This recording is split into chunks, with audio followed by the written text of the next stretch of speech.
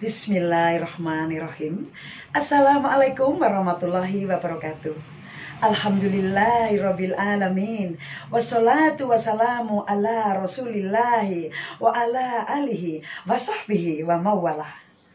Bapak, Ibu, Saudara yang dirahmati Allah, sampai jumpa lagi dengan saya Tuti dalam serial baru dengan sejarah kita belajar hidup lebih baik. Topik kita hari ini adalah ketajaman mata hati Sultan Muhammad Al-Fatih mampu menembus batas.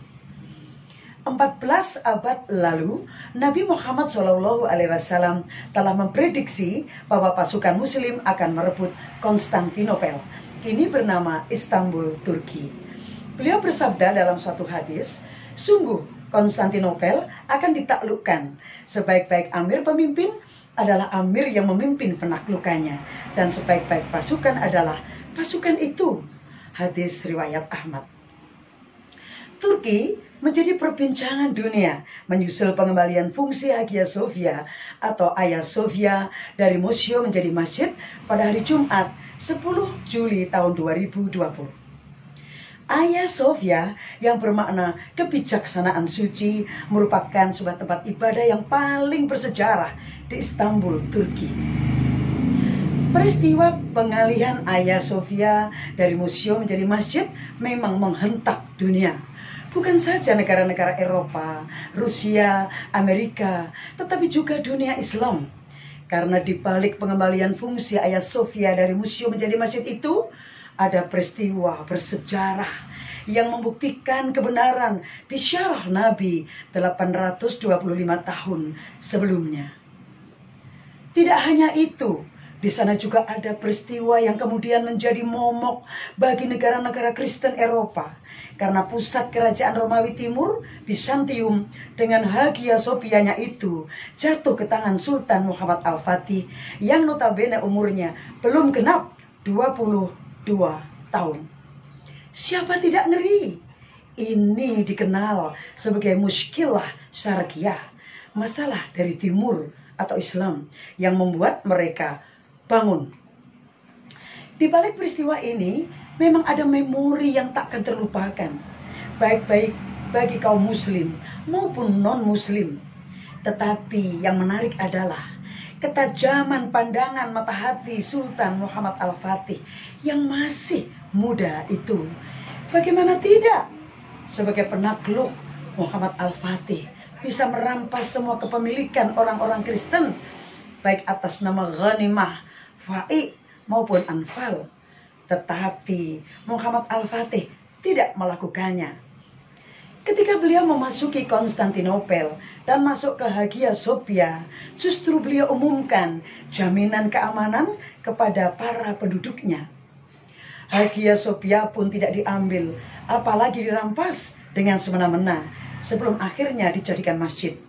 Tetapi dibeli dengan uang pribadinya, bukan dari dana negara, baitul mal, ataupun kekayaan kaum muslim, tapi benar-benar dari kantongnya sendiri.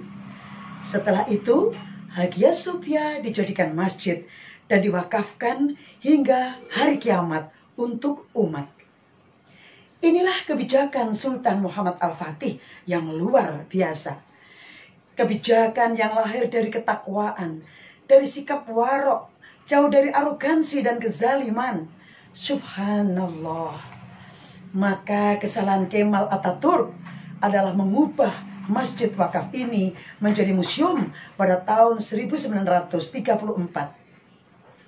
Sejak saat itu, Hagia Sophia yang merupakan wakaf berubah statusnya. Inilah dosa Atatürk setelah revolusi kufurnya dengan meruntuhkan khilafah diganti dengan republik.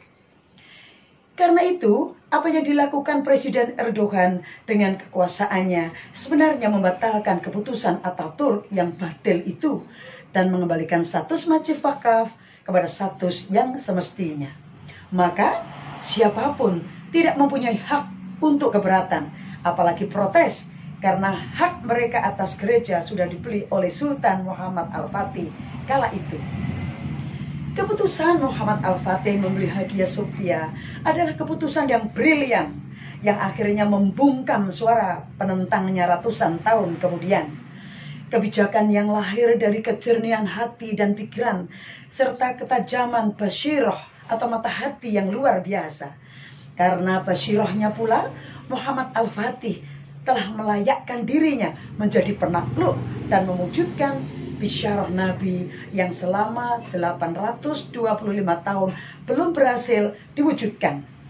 Maka terwujudnya bisyarah kedua juga membutuhkan basyirah sebagaimana basyirah Muhammad Al-Fatih. Persis seperti ungkapan hikmah, siapa yang bisa melihat masa depan dengan ketajaman mata hatinya, maka dia pasti bisa bersabar. Begitulah Muhammad Al-Fatih melatih dan mengasah basyirahnya, dan begitulah kita seharusnya. Tidaklah lahir seorang pemimpin yang hebat kecuali ditempa oleh guru terbaik dan ketakwaan hakiki. Bapak, Ibu, Saudara yang dirahmati Allah, demikian semoga bermanfaat dan kita dapat mengambil pelajaran dari sejarah. Sampai jumpa lagi pada edisi mendatang, tetap dalam serial Dengan Sejarah Kita Belajar Hidup Lebih Baik. Billahi taufiq wal hidayah. Wassalamualaikum warahmatullahi wabarakatuh.